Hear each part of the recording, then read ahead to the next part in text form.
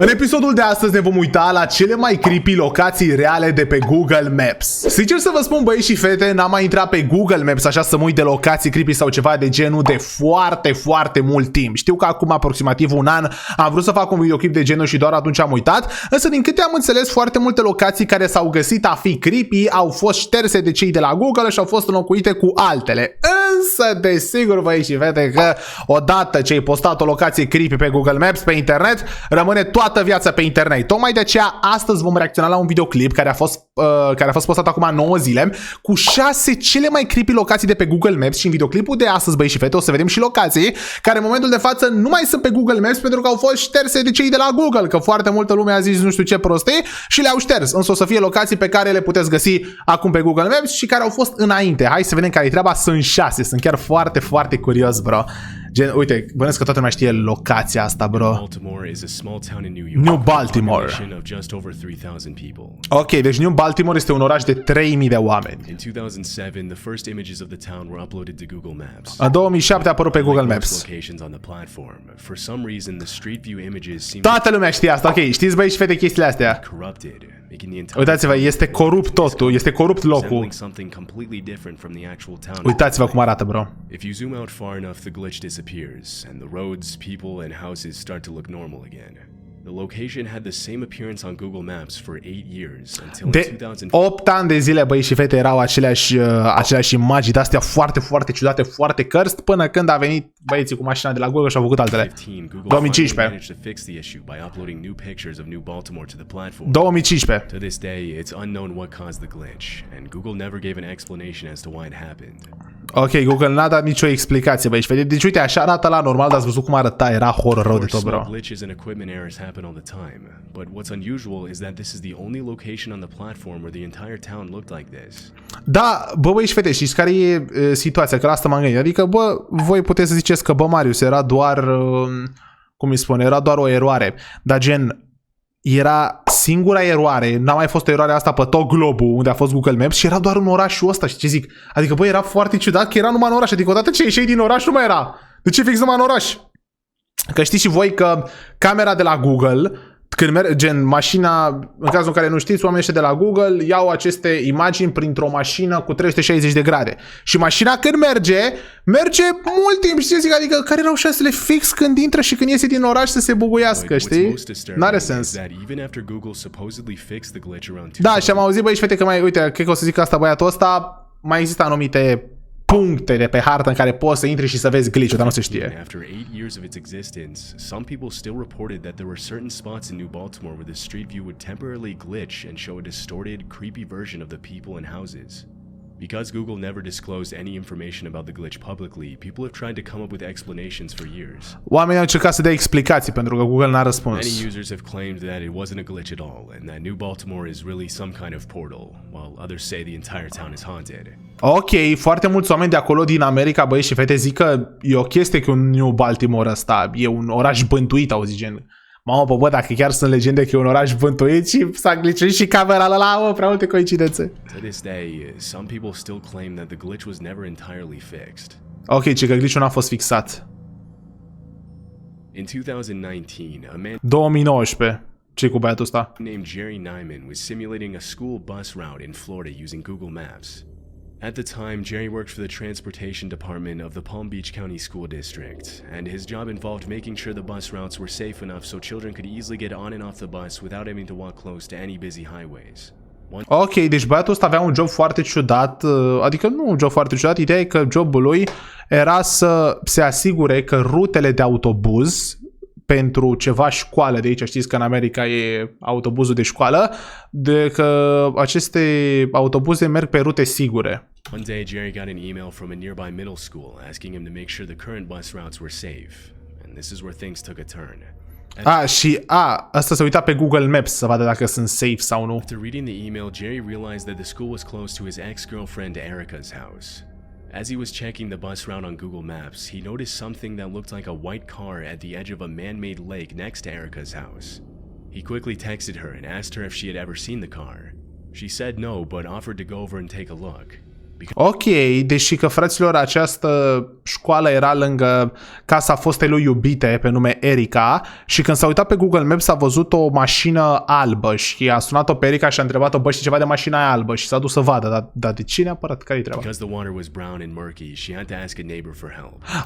Uitați-vă, fraților, a văzut o mașină albă în apă. Vedeți? Era mașina în apă.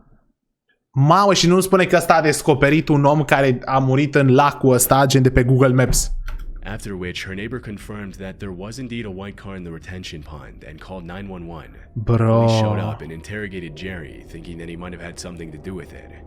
But he explained that he had just found the car on Google Maps. Mamă, și gen, când a venit poliția, l-a luat întrebări pe Jerry ăsta, pe băiatul care, se uita pe Google Maps și a zis că, băi, eu doar mă uitam pe Google Maps. Shockingly, after pulling the car out of the pond and looking inside, the police found a man's skeleton. Bă, era un scheleton, bă, vă dați seama acum cât timp a murit. Bro, cum să descoperi, bă, o crimă pe Google Maps? Mamă, băiatul ăsta chiar își face bine treaba aici de bun.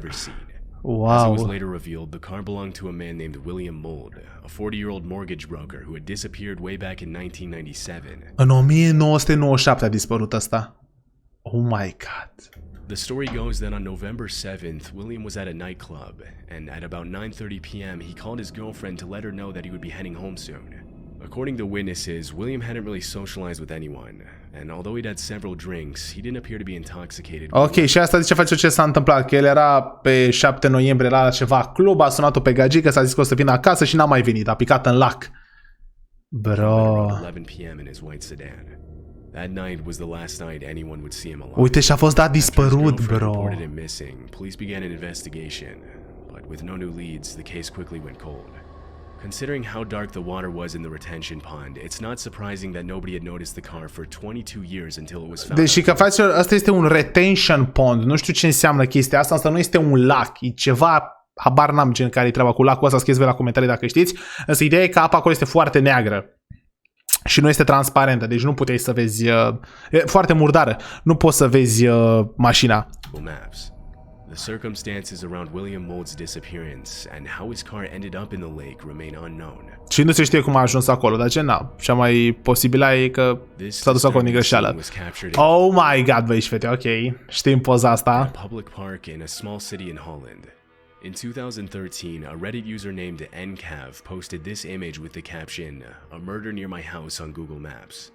Deci că asta a fost descoperită de NCAV, un user de pe Reddit care a zis că s-a făcut o crimă lângă casa lui și a văzut pe Google Maps. The image shows what appears to be a trail of blood on a dock. The quality isn't great and it's hard to tell. Nu prea se vede care-i treaba, băi și fete. Hai să vedem, aflăm adevărul. Asta chiar a fost o crimă sau nu? Eu cred că nu. What exactly is happening? But many people have claimed that the image shows two men dragging a dead body into the water. After the post quickly went viral, police launched an investigation to find out whether a murder had actually taken place at the dock. Ok, deci ideea e că toată lumea specula că erau doi oameni, doi bărbați care duceau un cadavru în apă, însă după, cum îi zice, s-au regândit gen și poliția a început o investigație. Investigators and reporters thought they might get valuable information by interviewing nearby business owners, but nobody had seen anything suspicious. If it was a murder, getting rid of a dead body in the middle of a popular public park in broad daylight is questionable. Da, ideea e că și că ăsta e ceva parc public, nu era ceva privat. Deci îți ascunzi cadavrul într-un parc public? Nu ești un criminal prea bun, frățiorul. But as you'll soon see, stranger and more disturbing things have been captured on Google's satellite images. A week after the image was posted, a 52-year-old woman named Jacqueline Kunen claimed that the image shows her and her friend playing with her brown golden retriever, and that the trail of liquid was actually water from the dripping dog, which looks dark red in the picture because of the lighting. While this is ok, băi și fete, deci o doamnă a zis că ea este în poză și că nu este niciun sânge, ci aia este apă. Gen, da, vedeți că portul e maro și dacă se face apă, se face așa un maro mai spre roșu și datorită luminii pare roșu. Da, gen, se juca ea cu cățelul, cică. Crime scene investigators aren't fully convinced. Forensic analysts say that the stains look exactly like blood looks in the satellite image. Uite, arată ca și cum e sânge, dar cine știe, băi, și putea să fie apă, ci că a intrat câinele în apă, bă, se putea și asta. That the stain patterns on the dock show a clear dragging pattern, as if something heavy had been dragged on the dock, not a dripping pattern. Years after the original image was captured, Mamă, dar chiar băieți și fete, și chiar dacă culoarea poate să nu fie de la sânge, vedeți că într-un fel parcă se vede că ceva a fost tras pe acolo. Ați înțeles? Ceva a fost tras, gen dacă era apă, ce? Picura câțiva strop de apă. Dar n-au picurat. a forensic team analyzed the scene with special equipment. They found no traces of blood on the dock, but they said it's possible the blood could have fully faded after so much time. Ideea e că oamenii au venit aici, au investigat situația și n-au găsit urme de sânge. Whether the satellite captured an innocent image of two women playing with a dog or something much more gruesome remains unknown. Deci, fraților, povestea inițială e că acolo era un câine, gen, și alea nu erau sânge, era apă. Nu știu ce să zic. If you look at the dock on Google Maps today, there's a bright red circle with two lines in the center of the dock. But I couldn't find an explanation on what this. Eu puteți să faceți cum arată acum, e un semn acolo. De la ce semnul ăla? Ok, ciudat. Mai departe. Random location in Sonora, Mexico. Oh my god, cred că am mai văzut chestiile astea, bro, uite, în Mexic. Bă, ăștia probabil sunt niște troli. Când a trecut mașina de la Google Maps, au pus așa să troleze mașina. Google Street View car photographed four masked men standing in the middle of the road. On one side of the road, a man wearing a scream mask can be seen next to another man wearing a Mexican wrestling mask over his face. A third person with a werewolf mask stands in the middle of the road alongside another man wearing a balaclava and a hat. After the discovery Ok, băi și fete, oamenii ăștia sunt ciudați rău de tot. on Reddit about a year ago, people started coming up with theories to explain the strange scene. One possibility is that the people in the image were following the Mexican Day of the Dead tradition of dressing up in masks and costumes to dance and celebrate their ancestors. Ok, deci oamenii, bă fraților, eu când văd chestia asta zic că ăștia pur și simplu au trolat, adică e o chestie pe care își face eu și prietenii mei. Dacă am ști că vine mașina de la Google Maps. Deci că erau îmbrăcați așa de ciudat pentru că sărbătoreau ceva. În noiembrie, Dia de Muertos and Sanctolo Huehues, ceva tradiție din Mexic. On this holiday, it's common in some communities for people to dress up and dance on the street for money, inviting passers-by to dance with them. The legend goes that if you join in and dance with them once, you have to do it for 7 years straight to avoid getting chased by ghosts. The Day of the Dead theory sounds... Mamă, faci și că dacă te... Deci tradiția asta zice că dacă dansezi cu ăștia, cu aia de pe stradă, îmi cer scuze dacă va deranja la urechi apa, cum îi zice, dacă dansezi cu ăștia, trebuie să dansezi 7 ani la rând și dacă cumva nu dansezi un an, te-ai dus, te urmăresc fantomele. Possible. However, the picture was taken in April and the Day of the Dead isn't until November, which means that the people... Oh my gosh, dar acea, cum îi spune fraților, sărbătoare în noiembrie. Știi că am zis înainte. Asta e în aprilie. Bă, eu zic că ăștia pur și simplu au trolat. Many people have speculated online that since the photograph was taken in an area made famous by the Sonora cartel, the men could be cartel members. Sau poate sunt membri de cartel, da, s-ar putea așa să fie membri de cartel de mafie și gen, na, iau măști cu ce apucă, să nu se vadă fața. The reasons for standing on the road are unclear, but some people think that something sinister might have been taking place when the images were captured. Poate s-a făcut ceva sinistru. Sonora cartel is one of the oldest and most notorious drug cartels in Mexico.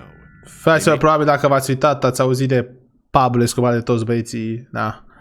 Ăștia își acoperă fața întotdeauna. Their name as one of the first cartels to ship many different drugs into the US. But whether the people in the image are actually cartel members has not been confirmed. Dar nu se știe dacă ăștia sunt din cartel. Ok, nici nu pot să-ți dai seama. This isn't the first sighting of people wearing strange masks on Google Maps. In 2013, și asta o știu, băi și fete. Cu oamenii care sunt îmbrăcați ca și porumbei, asta o știu. Was photographed wearing pigeon masks near a railway station in western Tokyo. Is a little creepy. It was later revealed that the whole thing was actually mesajele sunt puțin creepy. By a group of art students from a nearby university. But it's unlikely that this is what was happening in the images that were taken in Mexico. Ăștia face și că erau ceva studenți. După eu zic că e aceeași chestie. Adică nu știu, asta cred eu. Eu cred că sunt doar niște oameni care au vrut să facă mișto.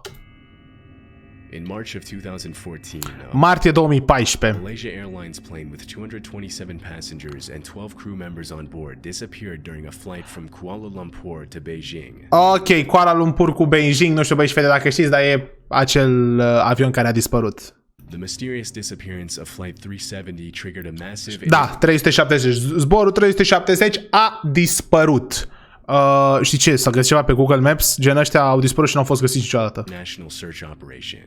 But 3 years later, in January 2017, the governments of Malaysia, Australia, and China called off the search.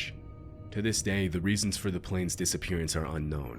Nu se știe, băieți și fete, gen, m-am uitat și la un documentar pe Netflix despre chestia asta, vă explic care-i treaba, nu se știe de ce a plecat, dar gen, ideea era că avionul nu e ca și cum, fraților, gen, a luat-o pe o rută, știi, gen, trebuia să ajungă de la Kuala Lumpur la Beijing și a dispărut pe drum. Nu, au luat niște rute ciudate, s-au întors, s-au mers, s-au întors, adică ăla care conducea avionul nu știu ce făcea. Ai înțeles? Nu făcea gen ruta normală. S-a dus în spate, s-a întors, foarte complicat. Uite că arată și aici. Because it's known that a plane has to be under manual control to deviate as much from its course as Flight 370 did, most experts speculate that a sort of hijacking operation is the most likely explanation. Da, poate s-a făcut un hijack, adică cineva le-a hackuit avionul și controla autopilotul.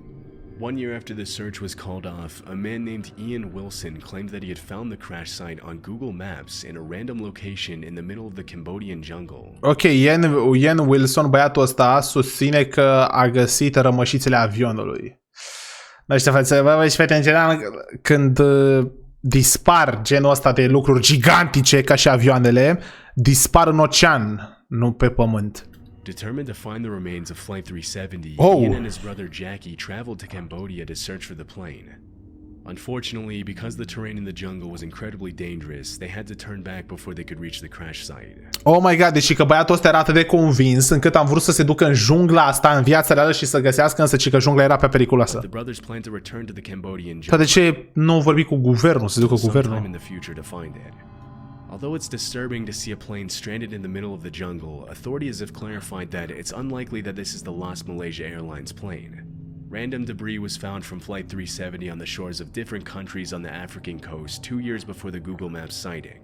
Da, băi, și vedeți, s-au mai găsit anumite chestii, gen pe coaste, v-am zis, în apă, pentru că, bă, 100% ăia, gen, s-a întâmplat ceva cu ei, nu se știe ce, dar dacă avionul e undeva pe pământ, dacă nu l-au răpit extraterestri, e în ocean. Adică e la fundul oceanului, nu o să-l găsească nimeni niciodată. Adică probabil o să-l găsească cineva vreodată cândva, dar nu acum. Și, bro, poate să fie orice avion acolo, știi zic. And it would have been almost impossible for this debris to have made its way from the Cambodian jungle to the beach, across the Indian Ocean, and onto the shores of Madagascar and Tanzania. Da, nici nu putea să se ducă din cauza combustibilului atât de departe. There's also evidence that suggests this could be the crash site of Flight 370.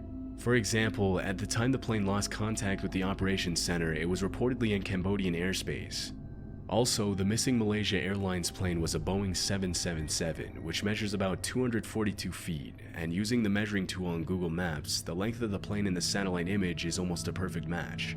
Some Cambodian residents also revealed... Ok, dar și că e același avion, știți, face că, na, să avea Boeing, avion, na, asta nu e mare chestie că... During interviews that they had seen a plane with a kite-like emblem flying overhead in that same area around the date of the crash. Hopa, și niște localnici de acolo au spus că au văzut un avion care arăta așa, avea Malaysia Airlines, avea culorile albastru și roșu. Băi, și fete, nu știu ce să zic, asta e prea complicat. Nu înțeleg de ce nu s-ar fi dus guvernele acolo să se uite, adică tu nu poți să te duci ca om normal, că probabil n-ai aparatură, adică mergi pe jos, te omoară animalele, dar tu dacă ești vreun șmecher de acolo și poliția, te duci cu elicopterul. Mare chestie. The contradicting evidence triggered a conspiracy theory, with people claiming that the debris had been planted on the shores of African countries by the Malaysian government to close the case quickly and avoid having to admit that they completely botched the initial search for the plane. Because it's still unknown. Ok, acum așa se ceartă în trei, da. Crashed, this could be a possibility. Este doar o posibilitate, nu se știe, băi și fete. Da, uite, fraților, asta mi se pare foarte ciudat, bro. Chiar dacă nu e avionul ăla, e un avion acolo, du-te și caută-l, băi, Cambodgia! Cambodgia! Duceți-vă și căutați-vă avionul, frate! Că e în jungla Cambodgia. The story behind this Google Maps image is particularly disturbing. Mamă, ce imagine asta de pe Google Maps, băi și fete? On the night of August 14th, 2009, Kevin Barrera's 14 august 2009 taken on a footpath crossing the railroad tracks that separate North Richmond from San Pablo, California. Ok, deci că e vorba despre un băiat care a murit pe șinele de tren. His remains were discovered the next morning by a passerby, and police soon showed Au fost găsite rămășițele lui a doua zi. Investigators never found a motive for the event, and the crime was sadly never solved. 4 years later, in 2013, the boy's father was using Google's satellite view when he noticed something pretty disturbing. For some unknown reason, the satellite image of the area just so happened to be captured on the exact day after the incident. The aerial view shows a police car and a group of 5 investigators standing next to the tracks. Oh my god, fraților, și taică-sul lui băiatul ăsta peste 4 ani a văzut că în locația aia pe Google Maps, gen, s-au făcut pozele din satelit fix atunci când fiul lui a murit. Și vedeți, uite, e mașina de poliție, sunt polițiști acolo. Disturbingly, also seen is Kevin Barrera. After Kevin Barrera's father reported the image, Google Maps took it down 8 days later, but the damage to the family had already been done. This area of Richmond, known as the Iron Triangle, is reportedly a big homicide hotspot.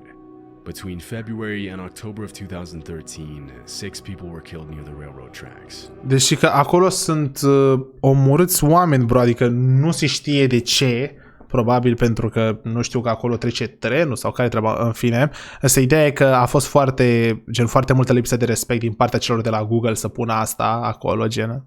Fă, frate, alte imagini, nu acolo cu oameni morți, și după le-au dat jos, gen. Although these kinds of events are still being reported in that area to this day, this is the only time one of them was captured by Google's satellite images and shown publicly on the platform. Bă, ce trist, fraților. Aici s-a terminat. Scrieți la comentarii, băieți și fete, care vi s-a părut cea mai creepy imagine. Mie, sincer să vă spun, cum îi spune, bă, mie mi s-a părut asta cea mai creepy. Prima de la început cu băiatul ăsta, îmi pare rău de la fraților. Vă dați seama, din 1997 să fi dat dispărut, nașpa.